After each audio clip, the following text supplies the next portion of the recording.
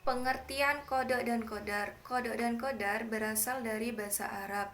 Kodok secara bahasa berarti ketetapan, ketentuan, dan ukuran. Secara istilah, kodok berarti ketetapan Allah yang tercatat di dalam Laul Mahfuz sejak zaman ajali.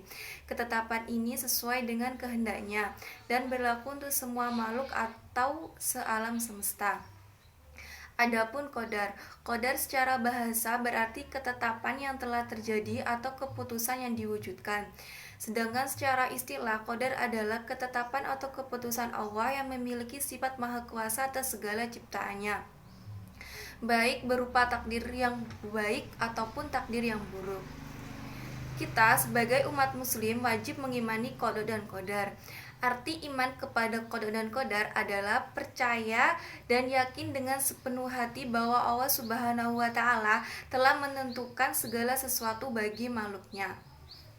Iman kepada qada dan qadar meliputi 4 prinsip berikut. 1.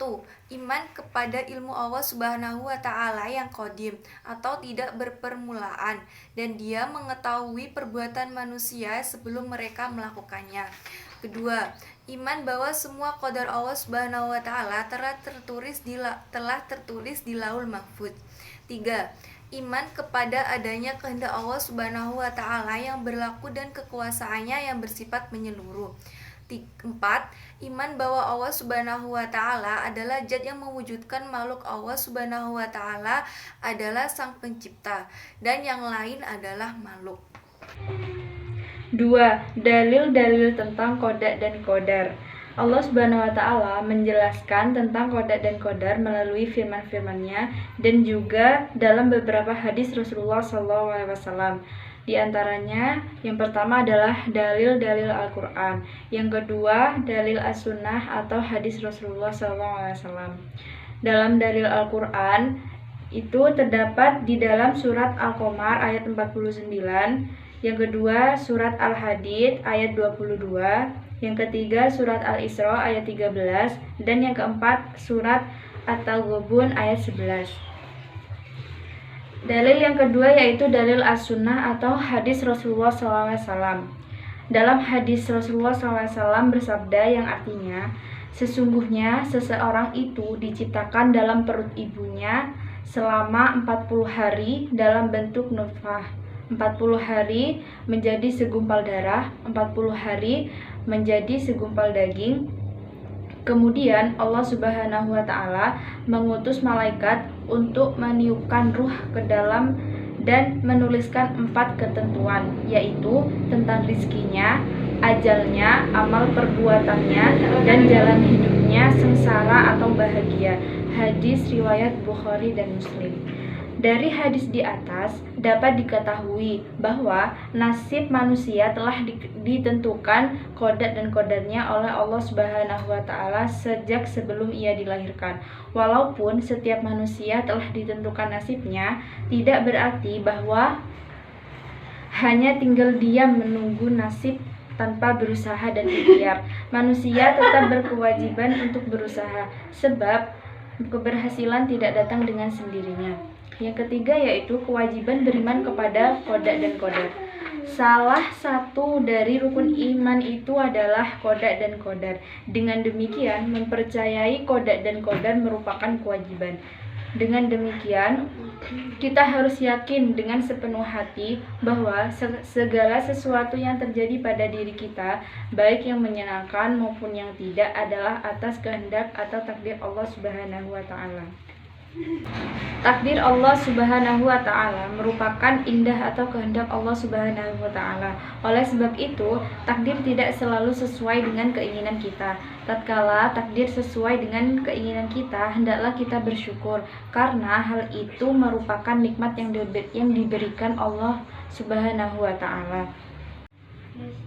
Ketika takdir yang kita alami tidak menyenangkan atau merupakan musibah, maka hendaklah kita terima dengan sabar dan ikhlas. Kita harus yakin bahwa di balik itu semua ada hikmah yang terkadang kita belum mengetahuinya. Allah Subhanahu wa taala Maha mengetahui atas apa yang diperbuatnya. Macam-macam takdir. Takdir terbagi dalam dua hal. Pertama, takdir mubram. Takdir mubram ialah takdir atau ketetapan Allah yang tidak dapat diubah oleh siapapun. Contoh dari takdir mubram ialah setiap manusia pasti akan mengalami kematian. Kedua, takdir mu'alak. Takdir mu'alak ialah takdir atau ketetapan Allah yang masih bisa dapat diubah melalui usaha manusia. Dan pastinya setiap manusia diberi peluang atau kesempatan untuk mengubah dirinya menjadi lebih baik lagi. Contoh dari takdir mu'alak ialah seorang siswa bercita-cita menjadi insinyur pertanian. Untuk mencapai cita-citanya tersebut, ia belajar dengan tekun sehingga apa yang dicita-citakan menjadi kenyataan. Beriman kepada takdir selalu terkait dengan 4 hal. 1. Sikap optimis akan takdir terbaik Allah Subhanahu wa Ta'ala. Sikap optimis adalah sikap orang yang memiliki harapan positif dalam menghadapi segala hal atau persoalan. 2. Ikhtiar. Ikhtiar adalah berusaha dengan sungguh-sungguh dan sepenuh hati dalam menggapai cita-cita dan tujuan Allah Subhanahu wa Ta'ala. Menentukan takdir, kita sebagai manusia berkewajiban melakukan ikhtiar. 3. Doa.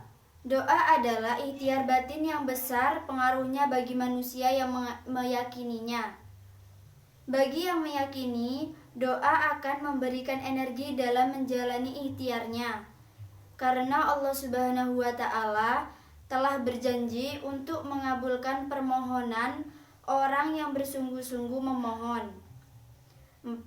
Tawakal. Setelah meyakini dan mengimani takdir, kemudian dibarengi dengan ikhtiar dan doa, maka tibalah manusia mengambil sikap tawakal. Tawakal adalah menyerahkan segala urusan dan hasil ikhtiarnya hanya kepada Allah Subhanahu wa Ta'ala. Sikap tawakal baru boleh dilakukan setelah usaha yang sungguh-sungguh sudah dijalankan.